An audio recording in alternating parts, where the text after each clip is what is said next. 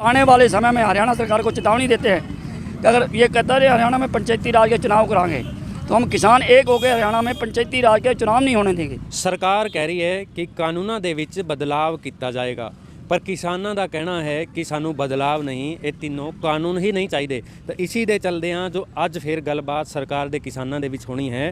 आखिर वेखना होगा कि गल कित्थों तक सिरे चढ़ती है और असी उम्मीद करते हाँ कि जिहड़ी अज गल होनी है वो सिरे चढ़े तो किसानों की जो मंगां है वो पूरी होण ते जो ठंड दे विच साडे किसान भाई बैठे हैं वो अपने घरां नूं आण।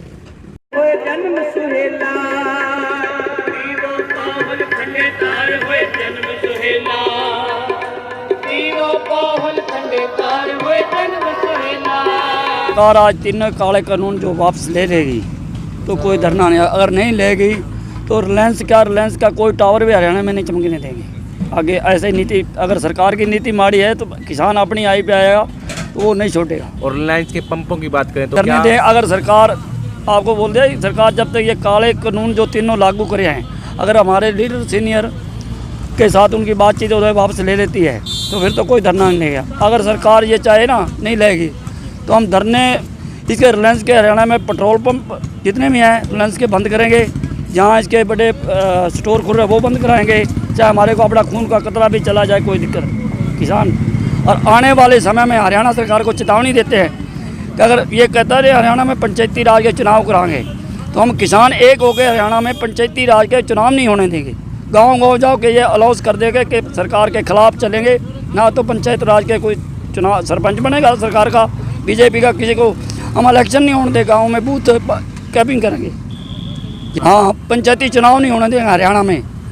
जब तक इसका हाल कोई नहीं सरकार मानेगी तो हम सारे किसान एक मंच पे बैठ के ये समझौता करेंगे कि हम सरकार को हरियाणा में पंचायती राज भी ख़त्म करेंगे, सरकार के खिलाफ है। तो ये मानकर चलो कि ये टेस्ट मैच चल रहा है, वनडे नहीं है।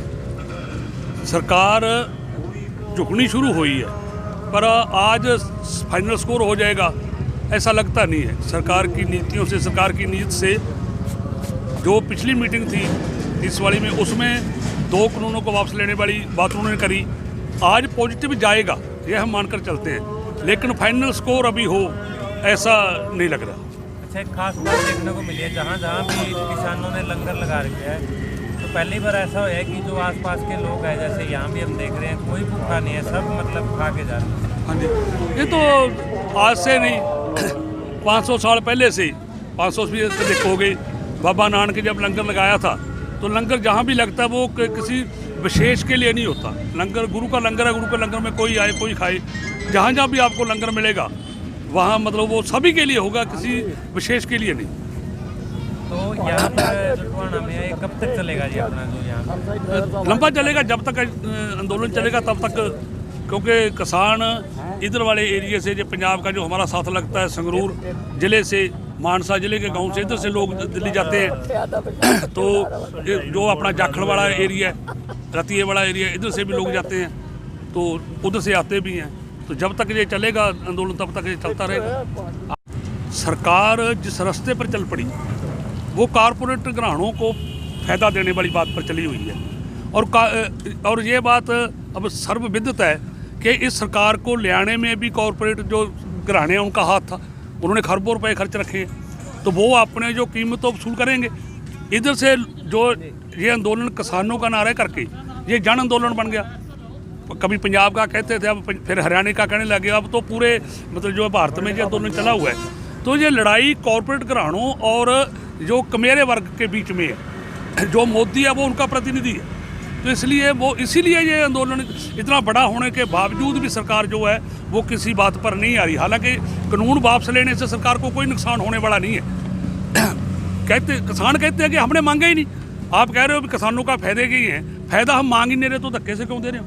इसका मतलब कहीं ना कहीं, और जिस तरह वो रात के अंधेरे में लाए गए ऑर्डिनेंस और धक्के से जो उसको कानून का दर्जा दिया गया कोरोना टाइम में लाए गए। और पहली बात तो यह कि ऑर्डिनेंस की बात ही गलत है, क्योंकि ऑर्डिनेंस संविधान के मुताबिक ऑर्डिनेंस तब लाए जाते हैं जब जो है पार्लियामेंट का सेशन ना चल रहा हो और देश में कोई इमरजेंसी आ जाए कि उसके बाद के ऊपर कोई ना कोई कानून जरूरी है, तो उस टाइम ऑर्डिनेंस से काम चला लिया जाता है। ऐसी तो कोई इमरजेंसी नहीं थी कि किसानों की कि रातों रात जो जरूरी था भी आर्डीनेंस जो लाए गए हैं ना, वो ही शक पैदा करते थे कि कहीं ना कहीं कुछ गड़बड़ है, और वो सामने आ गया लोगों के बीच में। वाहगुरू जी का खालसा वाहगुरू जी की फतेह। जैसे कि हमारे किसान लोग जो उत्थे गए हुए ने ਜਾਂ उनके नाल मजदूर या व्यापारी बंधक जो भी जुड़े हुए हैं, वो तब हटेंगे पीछे जब तक हमारे को जैस नो में जवाब नहीं मिलता। जो किसानों की मांग है कि सानू जैस नो जवाब दो। आज जो मीटिंग हो रही है, अगर ये कुछ फैसला नहीं होता तो आने वाले 23 तारीख को जो भी इन्होंने किसानों ने बोला है कि परेड ग्राउंड के अंदर हम अपने ट्रैक्टर ट्रालियाँ ले जाके खड़ी करेंगे। तब तक के लिए ये जो धरने भी लगे रहेंगे और तब तक ये लंगर भी ऐसे चलते रहेंगे, और जो भी संगत आ रही है उनको लंगर खवा रहे हैं। देखिए ऐसा है कि हिंदू मुस्लिम सिख ईसाई ये जो नारा है ये सब जगह पर चल रहा है। इसके अंदर कोई भेद नहीं भाव नहीं, जो भी आ रहा है खाना खा रहा है और खाना खा के अपना काम के लिए जा रहा है या अपने आंदोलन के लिए जा रहा है। कल भी चार आदमियों की डेथ हुई है ये वहाँ पर। तो ये अंधी और गूंगी सरकार जो है, इसको कोई इसके ऊपर असर नहीं हो रहा। ना ये बोल रहे हैं ना ये देख रहे हैं।